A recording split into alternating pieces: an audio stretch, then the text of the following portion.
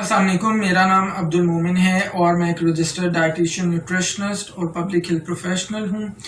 جناب، آج ہم جس چیز پر بات کرنے جا رہے ہیں وہ بہت ہی ایک اہم کانسیپٹ ہے جس کو ہم پبلک ہیلتھ کے اندر استعمال کرتے ہیں، اور اس کانسیپٹ کا نام ہے ہرڈ امیونٹی یا اجتماعی قوت مدافعت۔ قوت مدافعت سے کیا مراد ہے؟ یقیناً آپ کو پتہ ہے کہ قوت مدافعت کا مطلب یہ ہوتا ہے کہ ہماری جسم کی، ہماری باڈی کی انفیکشن سے یا بیماریوں سے لڑنے کی جو طاقت ہے اس کو قوت مدافعت کہا جاتا ہے۔ یعنی اگر کوئی انفیکشن ہم پہ اٹیک کرتا ہے یا کوئی بیماری ہم پہ اٹیک کرتی ہے تو اس کو ہم کس حد تک اس سے لڑائی کر سکتے ہیں اور اس سے بچ سکتے ہیں، یا اگر وہ ہمیں ہو بھی جائے تو اس کو کس طرح سے ہم ختم کر سکتے ہیں، اس کو قوت مدافعت کہا جاتا ہے۔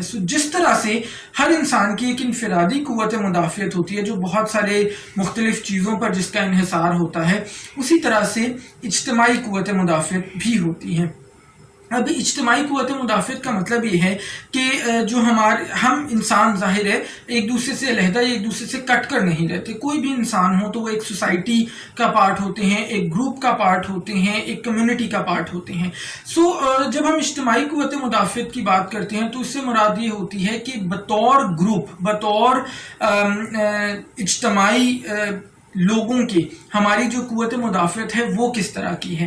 اب اگر ہماری اجتماعی قوت مدافعت بہتر ہوگی تو جو چانس ہے کسی بھی انفیکشن کا یا کسی بھی بیماری کے ہونے کا، وہ چانس بہت ہی ہمیں کم ہوگا۔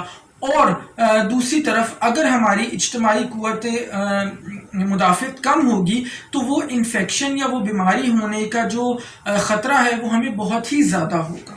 ٹھیک ہے، اب جناب اگر ہم بات کریں اجتماعی قوت مدافعت کی تو اس کی دو اقسام ہیں۔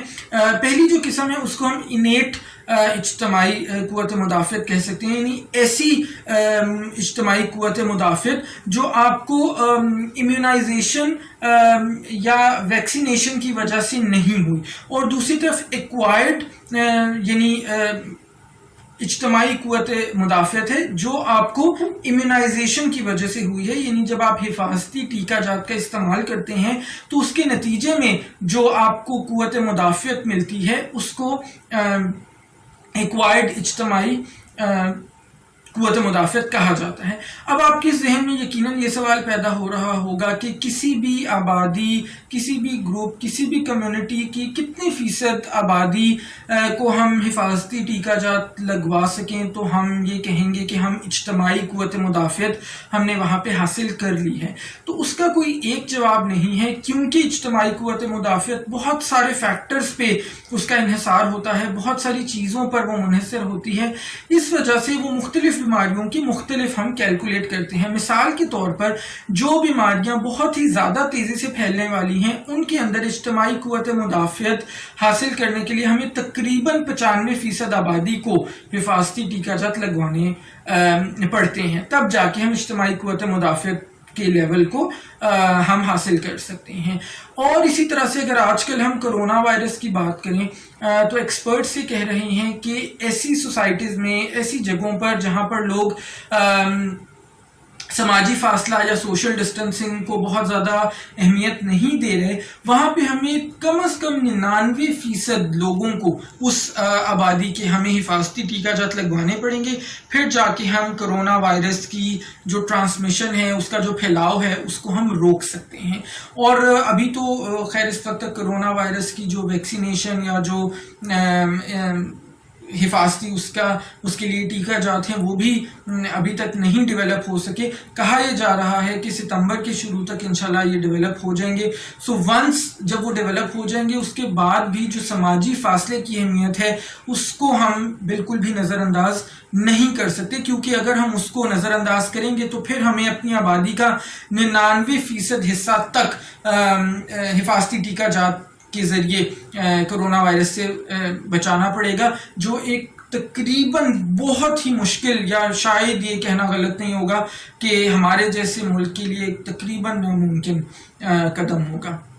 اس کے علاوہ جب ہم اجتماعی قوت مدافعت کی بات کرتے ہیں تو ایک اور چیز ہمیشہ ذہن میں رکھنی چاہیے کہ اس کے اندر جس انفیکشن کی ہم بات کرتے ہیں سو جو ایجنٹ یعنی وہ وائرس یا وہ بیکٹیریا جو اس بیماری کو لا رہا ہے اس کے لیے ضروری ہے کہ اس کا صرف اور صرف ایک ہی ہوسٹ ہو، یعنی صرف ایک ہی ایسا میزبان ہو جس کے اندر وہ اپنے آپ کی گروتھ کر سکتا ہے، خود سے وہ اپنے آپ کو بڑھاوا دے سکتا ہے۔ اگر ایک سے زیادہ اس کے میزبان ہوں گے تو پھر اس کے لیے ہرڈ امیونٹی یا اجتماعی قوت مدافعت کام نہیں کرے گی، کیونکہ ایسی صورت میں اس وائرس یا بیکٹیریا کے پھیلاؤ کے لیے اور بھی ذریعہ جات ہوں گے۔